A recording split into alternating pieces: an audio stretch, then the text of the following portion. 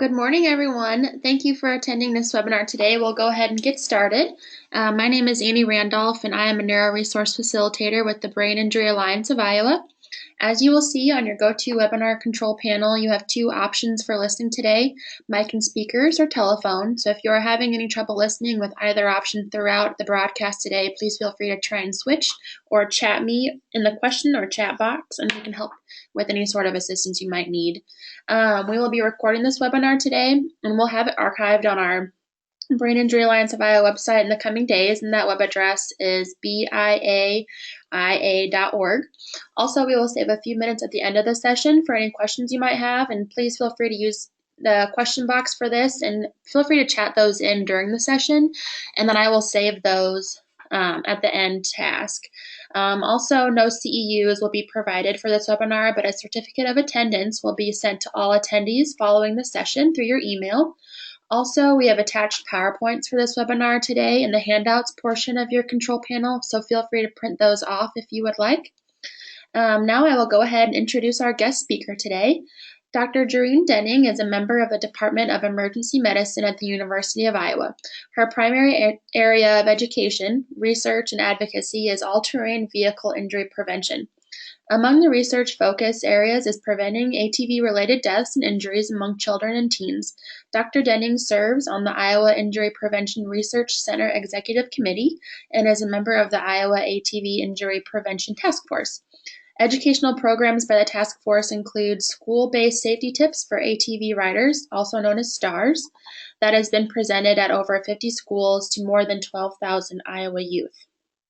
Dr. Denning will focus on three main objectives today: increasing awareness of the specific risks that ATVs pose to children and teens, provide examples of approaches to prevent pediatric ATV-related deaths and injuries, and invite everyone to join pediatric injury prevention efforts by downloading and using the ATV Safety Trainer Toolkit that is based on the STARS program. So I will go ahead and unmute you, Gerene, and I will let you go ahead and get started. Okay, well, thank you everybody for coming today. I did change the title just a little bit. I gotta see if I can get this. So we are going to talk a lot about ATV safety, but there are also some other related off-road vehicles that are causing a lot of deaths and injuries among our children and teens. So we're going to cover those as well. So any of you who are familiar with injury prevention, one of the first things you learn is that there are three major E's: education, engineering, and enforcement. Now, engineering is the best approach. If you can engineer out a hazard, that's wonderful, because that does not require us human beings, to become perfect. Laws and their enforcement are also really important, and we're going to talk a little bit about that. But today we're going to focus mostly on education. And in the field of ATV safety and these off-road vehicle safety, the sad news is people really do not know very much about this, and public awareness is very low. So education in this field is incredibly important, but none of these three E's all by themselves, while they are necessary, not one or even two are enough. We always need to use all three. So I'm also, as Annie said, I'm going to talk about our school-based program called Safety Tips for ATV Riders, or STARS. This program was formerly sponsored by Kohl's Department Stores, and they still sponsor our bicycle safety program, but our current sponsor is Grinnell Mutual Reinsurance, and I want to thank both of our sponsors. So to date, we have presented STARS at more than 50 schools, and we have taught ATV safety to more than 12,000 kids. And one of the things you're going to see during the presentation is, before we start with the ATV safety portion, we survey these kids, and you're going to see some of the results of that survey. So one of the most challenging parts about this, in terms of public education and public awareness, is the confusing terminology around the names of these vehicles. So what is an all-terrain vehicle? It's called an ATV. Folks like to call it four-wheelers. Outside the United States, everybody calls it a quad bike. So you can see some pictures of ATVs on the slide, and there are two major types. There are the sport ATVs, made mostly for racing, and then there are utility ATVs that can be used either for recreation or for work. So an ATV has a straddle seat. It has handlebars where the throttle and brake are located. It has low pressure off-road vehicle tires. It has a high clearance and a narrow wheelbase. So these vehicles are designed to be off-road. They have to go over rocks and logs, and they have to go on narrow trails and between trees. So that's why they're designed with this high clearance and narrow wheelbase. But these two together create a high center of gravity. And in turn, the high center of gravity makes these vehicles extremely prone to rollovers.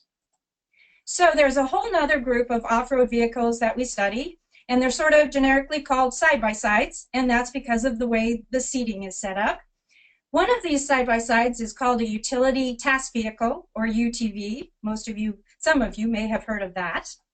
So UTVs have 4 or more of these same off-road vehicle tires, but they have, in contrast to ATVs, they have bench or bucket seats for 2 or more riders.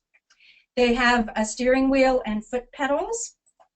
They also, some UTVs, but not all, as you can see from the picture, have rollover protection structures, or ROPS, and seat belts. And when they have ROPS, some of them have these passenger handholds. And that's so that in case of a rollover, the operator, of course, can grab, and hopefully does grab, the steering wheel. But this allows the passengers to hold on to something to help them stay within the zone of protection during that rollover. Now, we believe that these side-by-sides are more stable than ATVs, but in fact, they still have a high center of gravity, and so they are still prone to rollovers. And in the case of these side-by-sides, those rollovers are very often to the side. Okay, one of the things that distinguishes different types of side-by-sides is their maximum speeds. So UTVs are side-by-sides that have speeds under 25 miles per hour. The other member of this family is called a recreational off-highway vehicle, or ROV, and it's distinguished from the UTVs by the fact that it has speeds well in excess of 30 miles per hour. So some of these ROVs can actually go 60 miles per hour or faster. But they have the same tires, the same bench or bucket seats, they have the steering wheel and foot pedals, and unlike UTVs, all ROVs have ROPS and seat belts. Also, some models of ROVs have doors or netting. You can see them in the pictures. And these are, again, protective devices, because what happens in a rollover, unfortunately, is sometimes people's automatic response is to stick their leg out to stop that rollover. And so you can imagine trying to stop a 1,200-pound vehicle from rolling over with your leg. And that results in very severe injuries. And again, these side-by-sides are prone to rollovers, particularly to the side. So here's a graph that tells you why, over the last year or two, we have started to study ROVs in much more detail. So we've been studying ATVs for decades, but these ROVs since 2002, you can see what's happened in terms of sales. And so currently in the United States, there are about 12 to 15 million ATVs, and now we think there are about 1.5 to 2 million ROVs. So ATV sales are kind of plateauing, but ROV sales are going up. And of course, as we see more ROVs, we also see more ROV death-related or related deaths and injuries. So a lot of people with ATV safety and ROV safety think that it's just all about the operator. Now, it is true that it's pretty impossible to operate anything perfectly, and operator error always contributes to crashes in one way or another. But in fact, unlike cars and other vehicles where there's a lot of safety designed into these vehicles, for ATVs and ROVs, this vehicle design is a big contributor to most deaths and injuries. So why is that? Well, again, we have this high center of gravity. So when you're going up an incline, there are forces on the vehicle. If you're going uphill, forces are on the back of the vehicle. If you're going downhill, forces are on the front of the vehicle. And what you have to do is you have to shift your weight in order to counteract those forces. Going uphill, you shift your weight forward. If it's a very steep incline, you will find riders actually stand up and lean over the handlebars. If you're going downhill, it's very important to shift your weight backward. And if you're on side hills, you want to lean into the hill so you don't roll down it. So there are a number of factors that can increase the risk of rollovers on these inclines. One obviously is the steepness of the incline, but also there's this relative relationship between the vehicles and the operators. So the forces on the vehicle are in part going to be due to the mass of the vehicle. So heavier vehicles mean higher forces. And the shifting of the weight means that you have to have enough weight in order to prevent these rollovers. And lighter operators on heavier vehicles may find it hard to shift their weight sufficiently to prevent that rollover. And you can immediately see why kids on these vehicles would have a problem with that. There's also the issue of passengers. Most ATVs are designed for a single rider. ROVs, of course, are designed for multiple riders, but passengers on ATVs can contribute to this risk, and we'll talk about that more later. Also, here's a tip. If you are going uphill, do not suddenly accelerate. So we have actual YouTube videos of this, which I don't have time to show, but what you find is people begin to go up a hill, they lose momentum, and they gun it. And that's when they lose control of the vehicle and it flips back on top of them. This high center of gravity also contributes to risk of rollovers during a turn. So here we've got an ROV and on the road, and that's one of the reasons roads are so dangerous, is because they have all these 90-degree turns. So the blue path shows you sort of the typical turning path for a car, right? But angles and speeds you can use for any roadway vehicle are too sharp and too fast for these off-road vehicles. And this is true of both ATVs and ROVs. So for these vehicles, you really need to take that wider turning radius and to go much more slowly than you would with other vehicles. And most ROV crashes on and off the road occur while turning. This is much more likely with ROVs than ATVs. But by the time you feel this sort of loss of control, which, for example, you're going off the interstate on your car and you're on the off-ramp, you can kind of feel when you're going a little too fast, and you can correct your speed. But by the time you feel that you are losing control of this vehicle, it is usually too late. Okay, so another feature that actually contributes to crashes are these low-pressure knobby tread tires. So on our left here, we have roadway tires, and you know that if you take your car off the road, it doesn't work very well, right? Because it's difficult to achieve traction on off-road terrains. So roadway tires are made for roadway surfaces, and you know that it's important that they're fully inflated. You know that it's important that the tread isn't too worn, and that's because these tires are designed to predictably grip and release the surface to maintain traction. So if you wanted to design a tire absolutely horrible for the road, you would design these off-road tires. What they are, so these are made for these off-road surfaces. They have very good traction in mud and grass and dirt and so forth. But when you take them on the road, these underinflated knobby tread tires tend to grab the pavement unpredictably. That can then throw you out of control. And they also have a very uneven, unpredictable traction on unpaved surfaces. The fact that they are underinflated means this vehicle is a little bouncy. And so when you hit ruts or you hit bumps, you can actually have your vehicle go into the air. Even if it only goes off the surface a little bit, once your tire's no longer in contact with the surface, you have lost control of this vehicle. The other feature that's really important is that most of the ATVs and ROVs have something called a solid rear axle. So your car has a rear differential because outer wheels in a turn have to travel farther, a farther distance in a curve or a turn. And so usually your rear differential allows those outer wheels to go faster. Since they don't have those on ATVs and ROVs, in order to keep all four of your wheels on the surface, which is very important, again, you have to take this wider turning radius you have to go much more slowly, and you have to be very careful to shift your weight appropriately on ATVs. So the last or one of the misconceptions I want to also address before we talk specifically about kids is that you oftentimes hear people say, well, yes, ATVs are dangerous, but it's really just farm kids, it's really just country kids, and it's not really a problem that we need to worry about in town.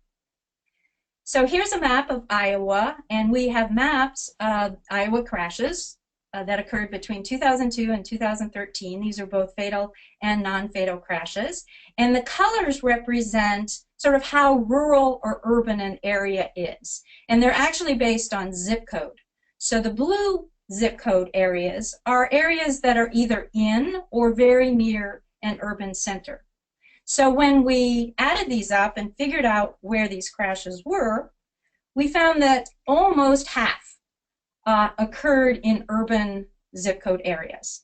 And in fact, one of my favorite slides is to show people all of the crashes that have occurred in downtown Des Moines or in the Des Moines area. So these problems are not just a rural problem.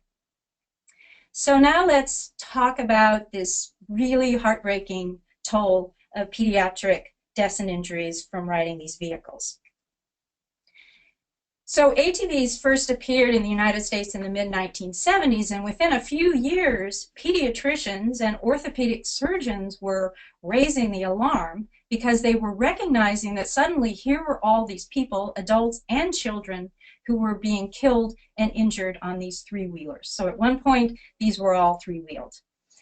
In 1988, the three-wheelers were actually banned from production, and four-wheelers came and took their place. But pediatricians, orthopedic surgeons, emergency medicine providers continue to recognize the threat of these vehicles to our children.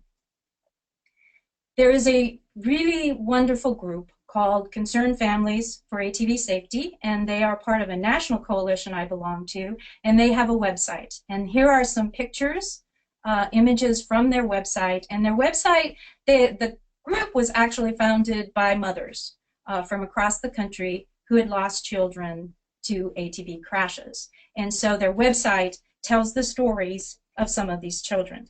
So every year in the United States, there are over 150 pediatric ATV-related deaths and more than 100,000 injuries each year. So this is a terrible problem.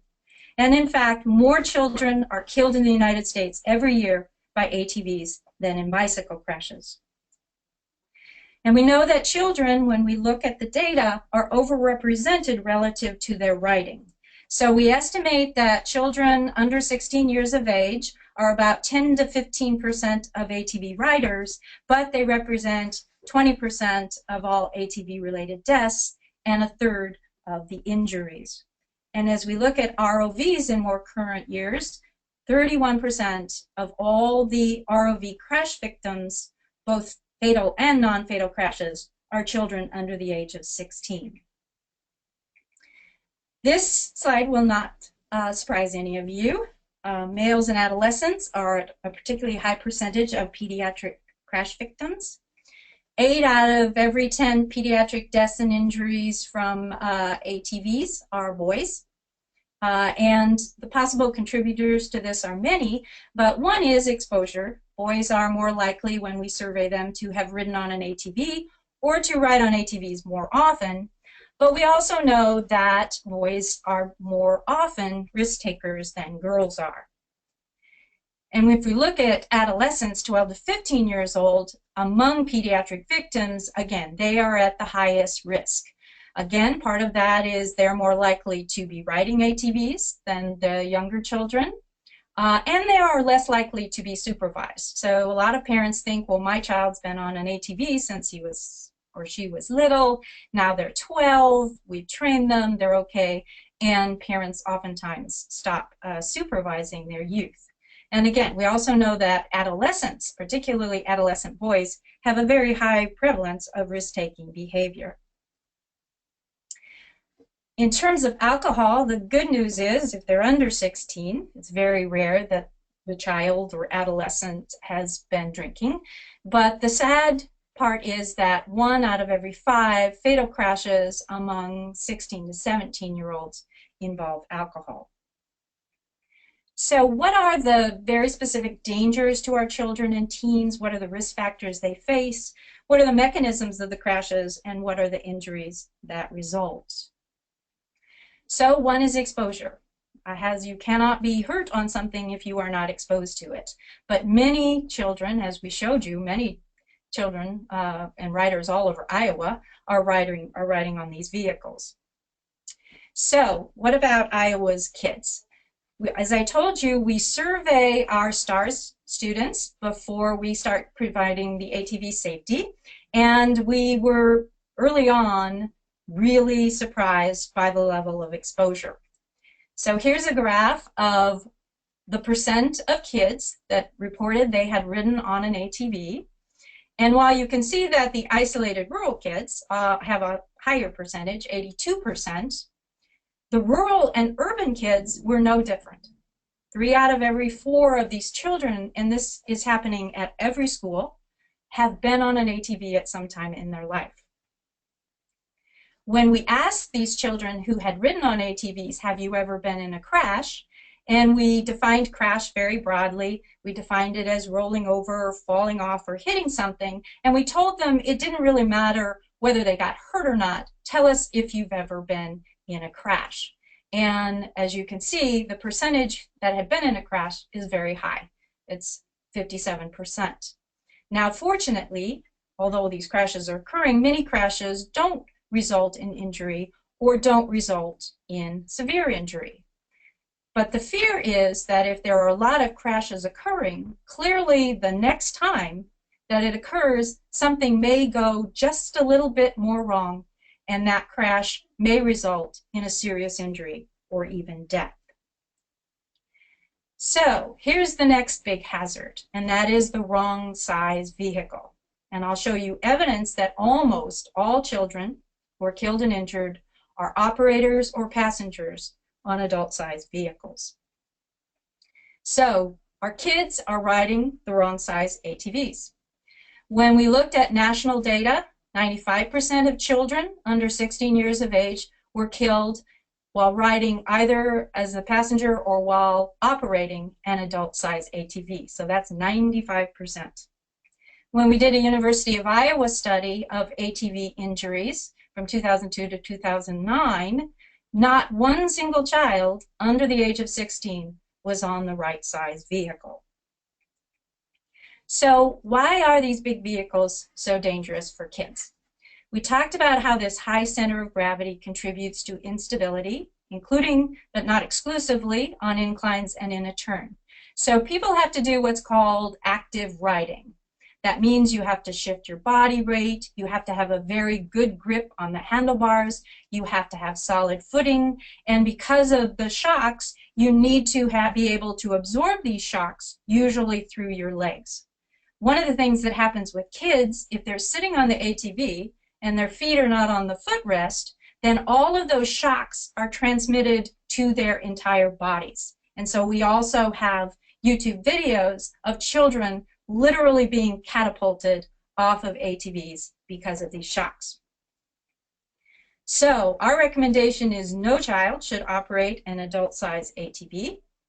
These adult ATVs can weigh over 800 pounds and go over 60 miles per hour. And I have 2 boys, but they're grown. And of course, they were very exceptional when they were little, and I'm sure some of you have exceptional children as well.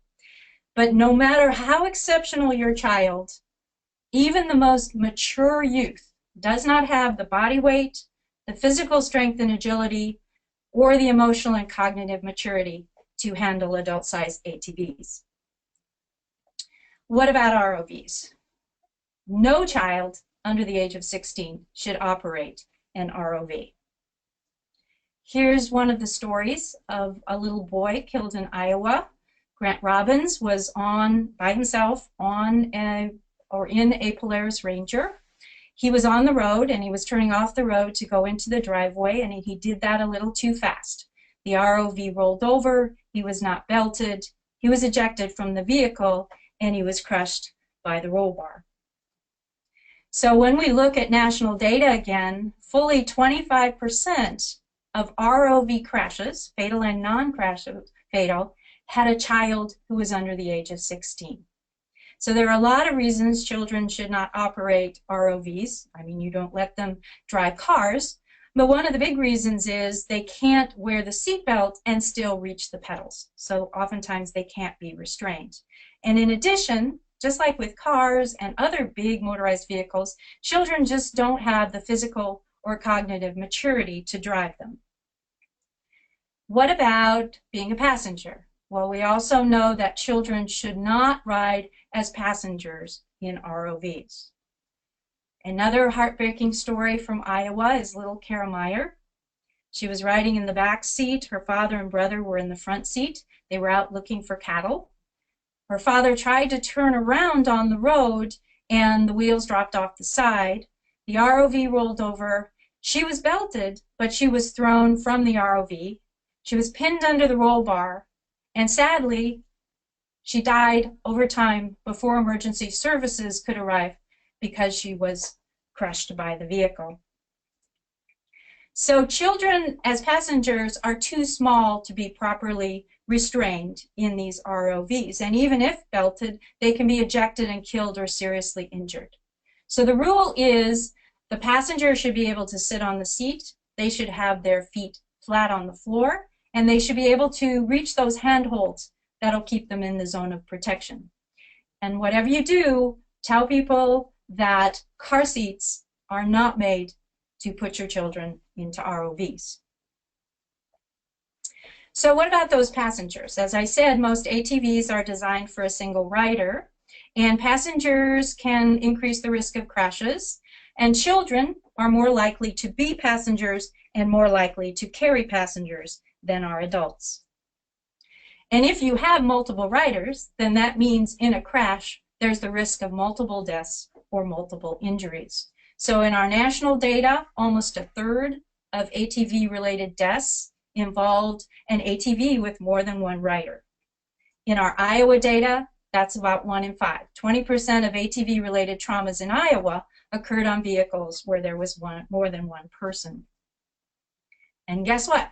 Our Iowa kids are riding as or with passengers. So you can see 9 out of 10 of the students that we have surveyed said they had ridden on an ATV with more than one rider.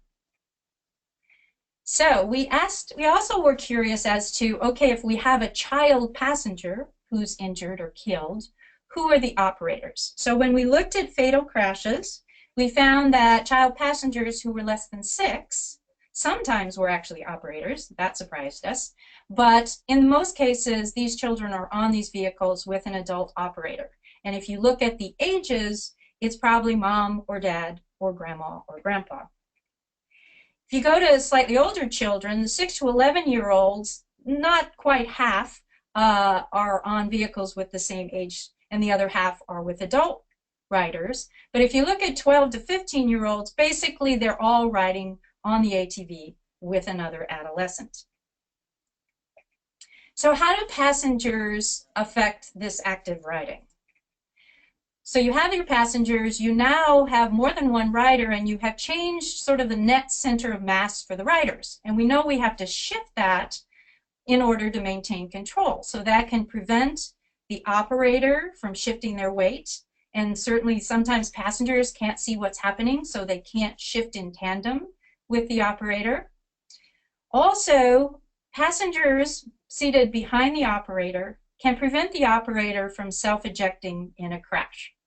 Another piece of advice is if you are rolling over, do whatever you can to jump off or push yourself off and away from that vehicle, because the most serious deaths and injuries are when you are crushed under that vehicle. And passengers can also, distract the operator from all the thinking and doing that they need to when they're actively riding. Passengers also have specific risks themselves. So passengers seated behind the operator really don't have anything good to hold on to. They can hold on to the operator, they can try to hold on to a rack if it's there, but we find that passengers are much more likely to fall off, usually to the rear, and if they fall off backwards, they're not able to catch themselves, and they are at much higher risk to suffer a brain injury. So, roads.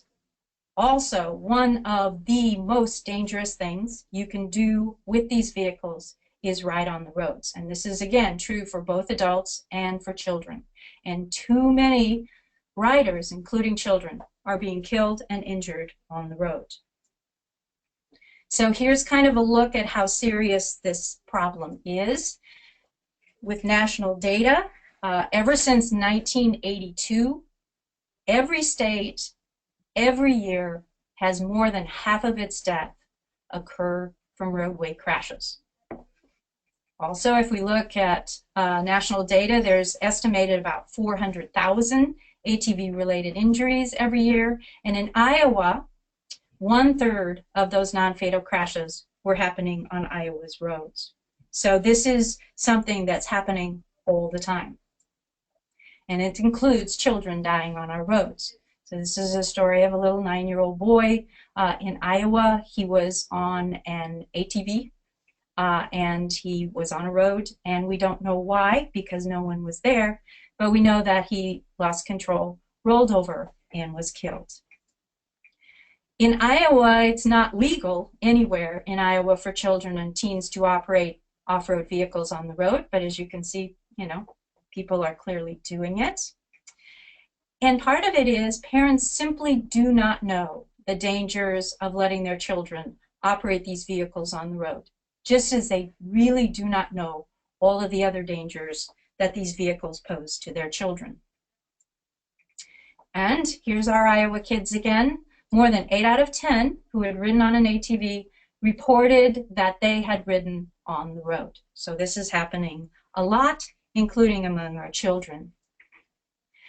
There's another misconception out there because there are warning labels on all ATVs and all ROVs, but sometimes, unfortunately, the warning labels say, do not ride on paved roads, which is excellent advice. But we worry that people think that it's only paved roads that are a problem, so we looked at the data.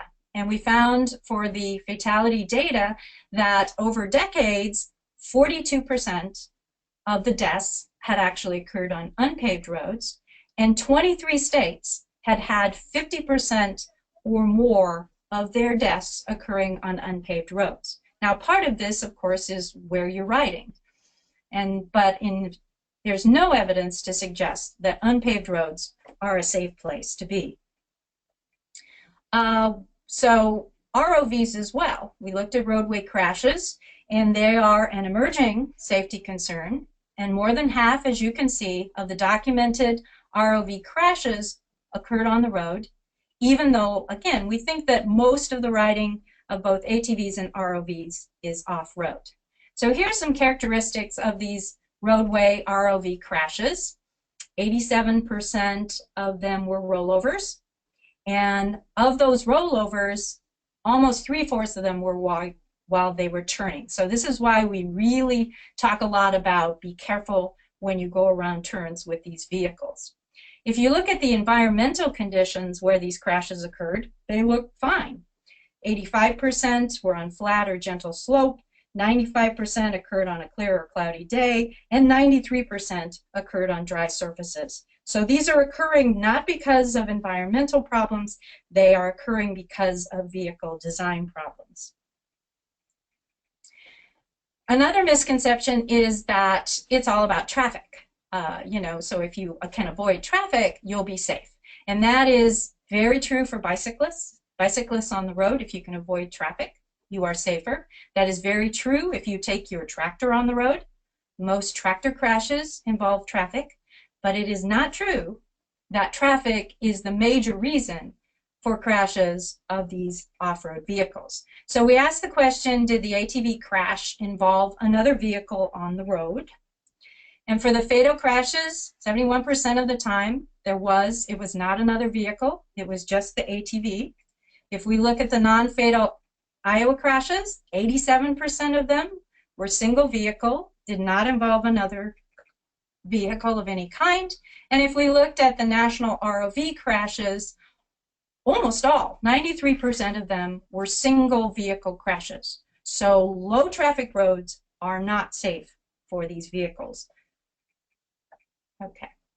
This probably won't surprise you. Most children aren't wearing helmets when they're on ATVs or in ROVs, and most aren't wearing seatbelts when they're in the side-by-sides.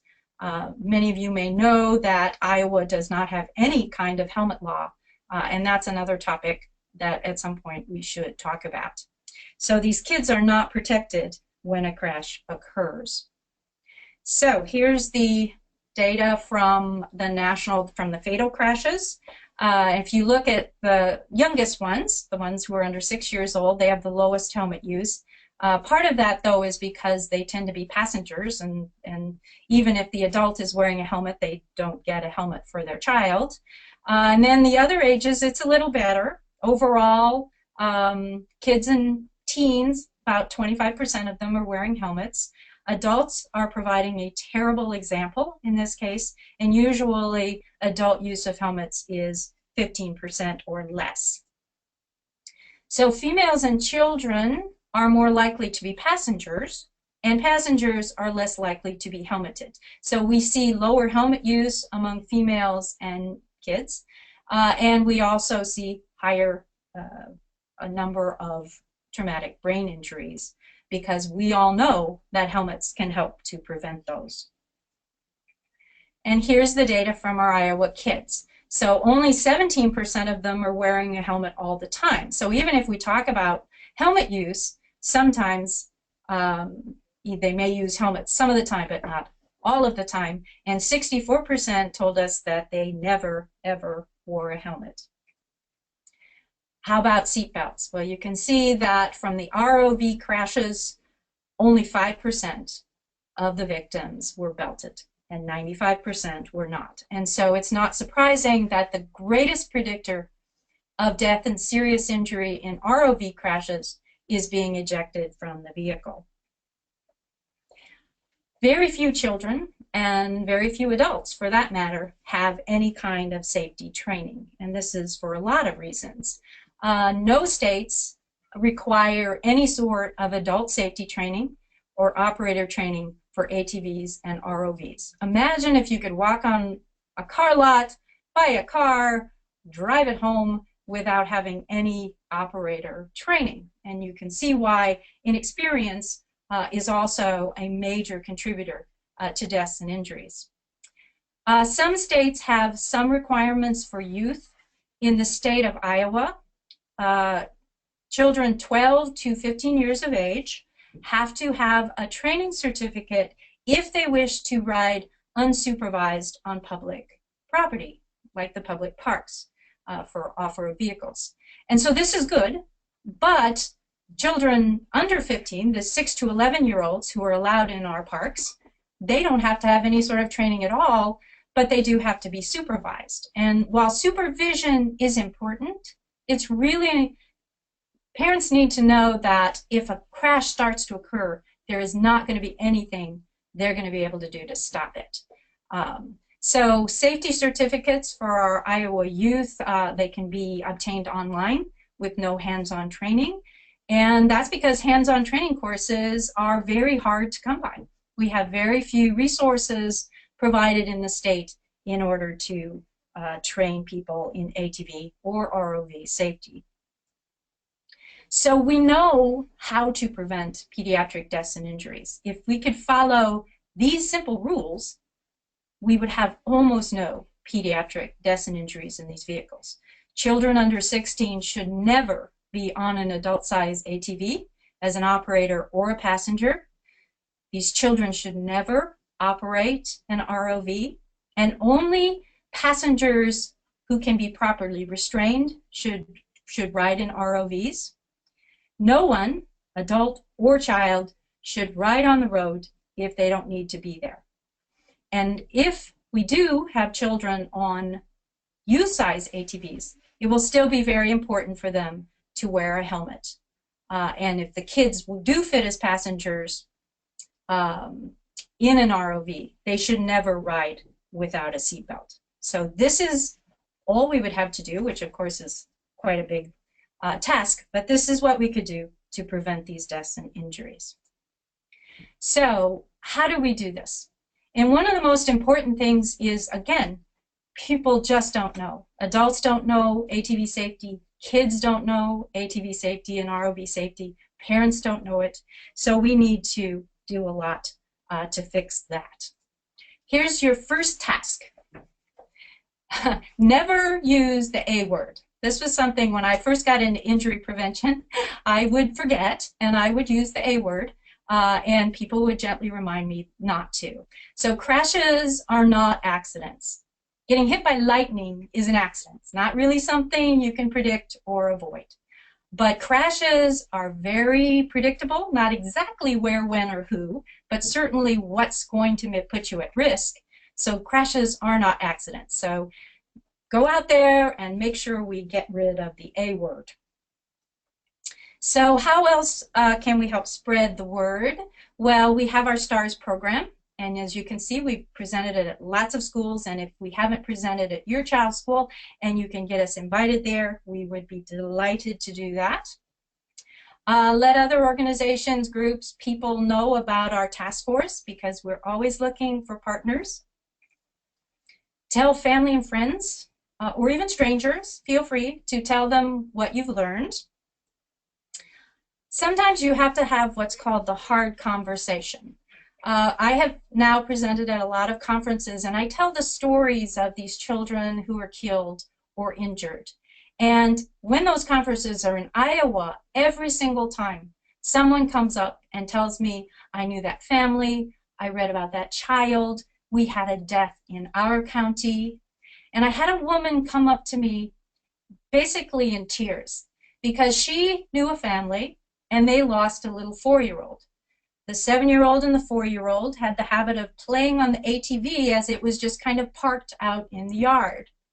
And the 7-year-old inadvertently at one time took off the clutch and the ATV rolled forward, the 4-year-old fell off the back, then the ATV backed up, rolled over the child and killed him. And this woman told me that she knew this family, that she had driven by this home, that she had seen those children playing on the ATV, that she knew that it wasn't quite safe, but she didn't have that hard conversation. So sometimes, again, it's hard, but please, if you see something that you know is not safe, help that family understand and help that family do what's safe. So don't be silent. And one of our biggest battles nowadays, in addition to trying to save children's lives, is that a lot of counties in Iowa and across the country actually are passing ordinances to legalize riding on the roads for fun. And we seem to have a really hard time convincing people that this is dangerous. And so this is happening, and we could use your help to convince local people that this is dangerous and they shouldn't be doing it. So I'm going to finish up here by telling you a little bit about our ATV Safety Trainer Toolkit. After we had done our STARS program for a while, we decided it would be good to create this toolkit, and it's all based on our 10 stars that are shown on this slide, and that's our little brochure. And we have a website that's part of the University of Iowa Children's Hospital. And if you don't write this down in time or whatever, you can get in touch with us and we'll show you how to find this. But on that website, you can download our ATV toolkit, or if you don't want to download it, you can contact us and we can send it to you on a thumb drive. And it's the toolkit, has everything you need, probably sometimes more than you need. It has the program, it has the PowerPoint presentation. It even includes a video so you can see how our team has given that particular program. And it has these little surveys, so that's kind of fun. You can see among your audience, you know, exposure and things, how much they know before you start and how much they know when you finish. So this is available. We want everybody to use it as much as they want to, and support and advice is always available for doing that. So thank you very much. This is one of the ways, by sort of spreading the word through these webinars and having you spread the word farther, that I think we're going to be able to, prevent some of these deaths and injuries. So I'm going to actually leave the slide up with our contact information while we answer questions and things, so that, because I always watch these webinars and it's like they flash up the information and then they take it away before I have time to write it down. So here's my contact email. Charles Jennison is a pediatric emergency medicine physician who has really been the driving force behind these efforts. And Pam Hugerwerf is an outreach coordinator at the University of Iowa Children's Hospital, and you can reach our task force by emailing to atvsafety@uiowa.edu. So thank you again, and I think we're ready for questions. Thank you, Gerene. Hi, everybody. This is Annie again. I am just wanting to let everybody go ahead and submit your questions that you might have. Let's see here. Someone is asking if you could go back to the slide that had the website for the toolkit, just so that they can look at that again, if that's possible. Okay, let's see if I can go backwards. Well, not that way, but okay. Let's go down here. I hit the wrong back button. And as Gerene is doing that, if anybody is ever interested in more information on brain injury resources, please feel free to reach out to the Brain Injury Alliance of Iowa here at our Neuro Resource Facilitation Program. That is everything that we do, is try to get information into people's hands about injury prevention, things like Gerene is talking about. Please feel free to reach out to her if you are in need of more education for the group that you might have, or that you work with, or someone that you might know. Please feel free to reach out to us as well, and we can always help connect you. I don't see any other questions at this time, so I just want to remind everybody that this webinar was recorded, and it will be up on our Brain Injury Alliance of Iowa website in about 1 or 2 days. That web address is biaia.org, so please feel free to go there in a couple days and share with anybody that you think this would be helpful for. And an email will be sent out once this session has closed that has a link in it for a survey to provide any feedback that you have on this webinar. So please feel free to do that as well.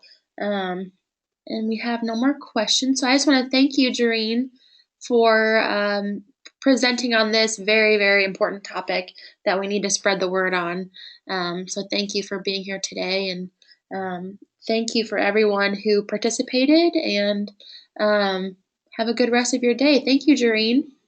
Okay, and thank you again, everybody, for participating. And you can also email us with any questions or any thoughts, and we'll always be delighted to help. All right. Thank you so much, and have a good rest of your day.